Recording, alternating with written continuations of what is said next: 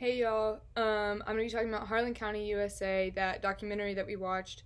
Um, it was filmed in Harlan County, Kentucky, and it covered the Brookside strike where 180 coal miners and their wives went on strike against Eastover Mining Company and Eastover's parent company, um, Duke Power. Um, and so not only did the actual miners and their families play a huge role in the strike, but the United Mine Workers of America really helped to organize um, and support the strike. And during the documentary, there's a bit of a digression where they talk more about something that happened within the United Mine Workers of America, but I'll get into that in a minute.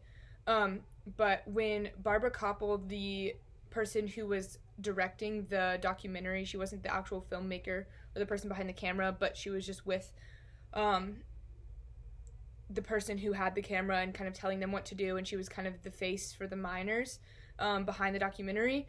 The people that were striking were super hesitant of her for good reason, and weary of her presence. She was there for a while, so I think that became less of a factor, but at the beginning, people kind of avoid her and her crew and just really don't know what her intentions are. Um, Throughout the documentary, both sides, the miners and the people working for the coal company, are brandishing weapons. It's pretty violent and a very tense film. Um, and one of the digressions where they start talking about the United Mine Workers of America and a bit more of the politics there, they talk about Jock Yablonsky and his family being murdered by Tony Boyle's, not by Tony Boyle's, but on Tony Boyle's orders. And that's because they were kind of rivals for leadership within the organization. And there was just like a lot of tension there. But during the strikes, the mines hired people called scabs to take the miners' place, and then also to kind of stand up against the miners that were on strike. And so the scabs armed themselves as kind of an intimidation tactic, and then the miners and their wives ended up arming themselves as well. And police corruption was huge, and it made it so that the scabs who worked for the mines could use the weapons and brandish weapons, but the miners couldn't, and so miners faced a lot of opposition from the law. And a really good quote from a woman when they were in court during the documentary was, "The laws are not made for the working people of this country. They are made for Carl Horn, not for us." And Carl Horn was the guy who runs Duke Power. So I think that this is a common theme that runs through Appalachia today, where the coal industry and fossil fuel industry has a lot of power over the working class. But one of my favorite parts of the film was that the film focused on the women primarily.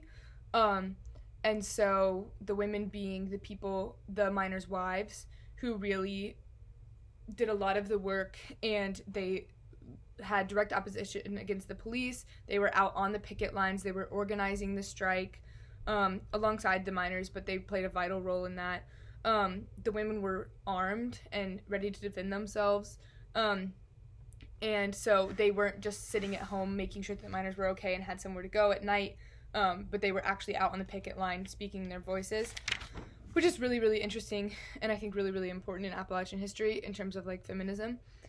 But kind of the end of the strike was when one of the miners was shot and killed by a scab.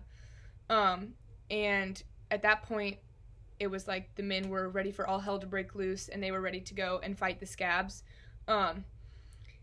But the women kind of decided that that wasn't a good idea, and they turned back a convoy of scabs. And so after that, the company gave in and the strike ended. They gave the miners what they asked for. And so I think that just looking at how women played a role in this is super interesting and really cool, because I think that women kind of get left behind in the conversation of like the fossil fuel industry and the resistance against the fossil fuel industry in Appalachia and in the world more generally. And so I think that was my biggest takeaway from the film. My two discussion questions are: before this class, did you think of women as a big part of Appalachian history? And then my second one is: what are some connections that you can draw between last week's discussion about Dolly Parton and the women in Harlan County, USA?